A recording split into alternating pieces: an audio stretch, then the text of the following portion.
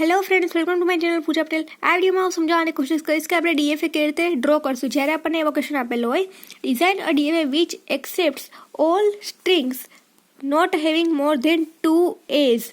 આ 2 A's છે, 2 A's over alphabet AB. મતલબ કે આપણી પાસે AB નામની કોઈ પણ સ્ટ્રિંગ હોઈ શકે, ABA, then ABAB, double A, triple B. તો એમાં 2 અથવા 2 થી વધારે એ હોવા જોઈએ. એક એ હશે તો એ સ્ટ્રિંગ એક્સેપ્ટ ન થવી જોઈએ. તો એવું આપણે DFA કઈ રીતે ડ્રો કરી શકીએ એ હું આ વિડીયોમાં સમજાવવાની કોશિશ કરીશ. સૌથી પહેલાં આપણે S0 લીધું. અગર B આવશે તો આપણે સેલ્ફ લૂપમાં આવી જઈશું અને એ માટે આગળ જશે. પછી અગર બીજો એ આવે છે તો અહીંયા આપણે એને S2માં જવા દઈશું. આ છે આપણો ફાઇનલ આઉટપુટ કે 2 એ તો હોવા જ જોઈએ. તો 2 એ આવી ગયા એટલે આપણે એ ફાઇનલ આઉટપુટ લઈ લીધો. હવે આ S1નું B આવશે તો એ સેલ્ફ લૂપ લઈ લેશે. ધેન આ S2નું B આવશે તો પણ એ સેલ્ફ લૂપ લઈ લેશે.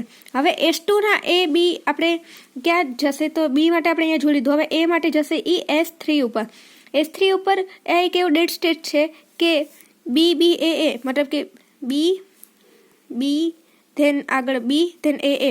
અગર એની આગળ કંઈ આવે છે તો એ ડેડ સ્ટેટમાં જતું રહેશે. જો S3 છે આપણો ડેડ સ્ટેટ છે કે જેમાં A અને B છે આપણે સેલ્ફ લૂપ આપેલા છે. હવે આપણે સ્ટ્રિંગ વેરીફાઈ કરીએ તો ડબલ A છે તો AA તેના પતી ગયો, ફાઇનલ સ્ટેટ આવી ગયો.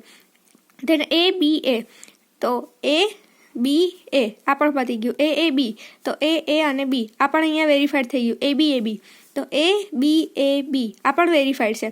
ધેન BAA તો BAA આ પણ વેરીફાઈડ છે. ધેન BEAA તો BBAA. હવે આગળ એ આવશે તો એ અહીંયા જતું રહેશે, મતલબ કે ટ્રિપલ એ હશે તો એ આગળ જતું રહેશે. તો આઈ હોપ કે આ DFA કેવી રીતે ડ્રો કરી શકાય તમને મારા વિડીયો થોડી ખબર પડી ગઈ છે. તો વિડીયોને લાઇક કરી દેજો, ફ્રેન્ડ્સ લોકોને શેર કરી દેજો. અગર કોઈ ડાઉટ છે તો એમાં નીચે કમેન્ટ સેક્શનમાં પૂછી શકો છો. Thank you very much.